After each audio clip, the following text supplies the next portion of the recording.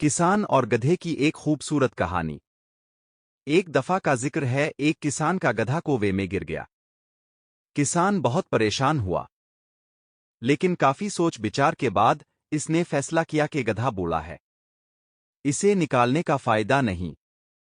کنواں ویسے بھی بھرنا ہے تو کیوں نہ گدھے پر مٹی ڈال کر کنواں بند کر دیا جائے۔ کسان نے اپنے پڑوسیوں کو بلایا، سب نے مل کر مٹی پھینکنی شروع کی۔ گدھا پہلے تو خوف زدہ ہوا، لیکن جیسے ہی مٹی اس کی کمر پر گری اس نے کمال کیا، مٹی جھاڑی اور اوپر قدم رکھ دیا۔